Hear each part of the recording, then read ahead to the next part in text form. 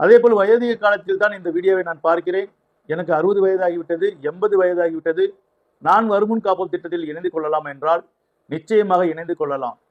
ஒரு சிலர் சொல்லுவார்கள், வயதாகிவிட்டால் ஜாதகம் செல்லாது என்று.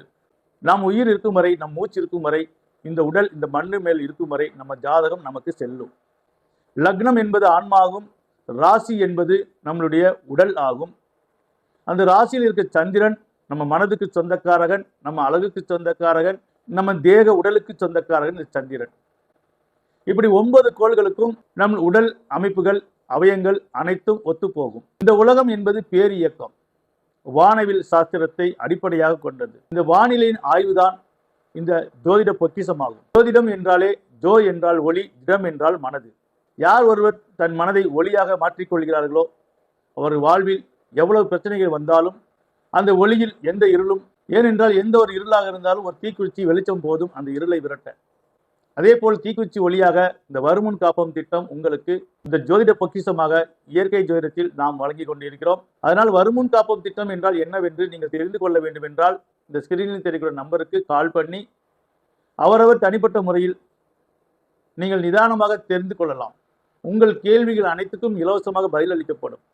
சரி, ஏன் காலதாமதமாக திருமணம் ஆகிறது? சிலர் வாழ்க்கையில் திருமணம் ஆவதற்கு காலதாமதம் ஆகக்கூடிய கிரக நிலைகள் எப்படி இருக்கும்? ஒருவரின் சுய ஜாதகத்தில் லக்னம் என்பது மிக அடிப்படையான ஒரு விஷயம்.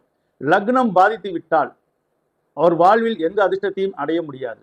ராசி அதிபதி சந்திரன். ஒருவர் சுய ஜாதகத்தில் சந்திரன் பாதிக்கப்பட்டால் மனவேதனைக்கு சொந்தக்காரராகி விடுவார்கள். சிலருக்கு முக அழகே போய்விடும், தேஜஸ் குறைந்துவிடும். ஏனால் முகத்தில் விரக்தி ஏற்பட்டுவிடும். எதிலும் தோல்வி ஏற்படும் போது தன்னை போல முகம் விரக்தியாகிவிடும், முகம் சோர்ந்துவிடும். ஆனால் பார்ப்போர் கண்களுக்கு அந்த விரக்தி தெரியாது. இவன் பார்ப்பதற்கு உண்மை என்று இருக்கிறான், குரங்கு மூஞ்சியாட்ட இருக்கிறான், எப்போ பார்த்தாலும் மூஞ்சி சிடுமூஞ்சியா வைத்திருக்கிறான் என்று நினைப்பார்கள். இதைத்தான் நம் முன்னோர்கள் சொல்வார்கள், தலைவலியும் தரித்திரமும் தனக்கு வந்தால்தான் தெரியும் என்று. லக்னத்துக்கு அடுத்தது 2ஆம் இடம். இந்த 2ஆம் இடம் ஒருவருக்கு பாதிக்கப்பட்டாலும் அவருக்கு எவ்வளவு சம்பாதித்தாலும் வருமானம் வராது. அதே போல குடும்பத்தில் நிம்மதி இருக்காது. இவர்களுடைய சொற்கள் அந்த குடும்பத்தில் எடுபடாது. சிலருக்கு குடும்பத்தில் சொற்கள் எடுபடாது, ஆனால் வெளி உலகத்தில் அவர்கள் பிரகாசமாக இருப்பார்கள், அவர் சொல்லை மதிப்பார்கள். இதற்கு அடுத்தது 4ஆம் இடம். 4ஆம் இடம் என்பது ஒருவருடைய சுக துக்க ஸ்தானம். இந்த 4ஆம் இடம் பாதிக்கப்பட்டால் அல்லது 4ஆம் அதிபதி பாதிக்கப்பட்டாலும் இவர் வாழ்வில் சுகம் என்பது சுத்தமாக காண முடியாது. வாழ்நாள் பூரா இவர்கள் உழைத்து கொண்டே இருக்கணும். வயோதிக காலத்திலும் இவர்கள் உழைத்தே தான் சாப்பிட வேண்டும். இந்த 4ஆம் இடம் பாதிக்கப்பட்டால் ஆண்களுக்கு 7ஆம் இடம் கலத்திரஸ்தானம், மனைவி ஸ்தானம். பெண்களுக்கு 8ஆம் இடம் கணவர் ஸ்தானம், மாங்கல்ய ஸ்தானம். ஆண்கள் ஜாதகத்தில் 7ஆம் இடம் பாதிக்கப்பட்டாலோ 7ஆம் அதிபதி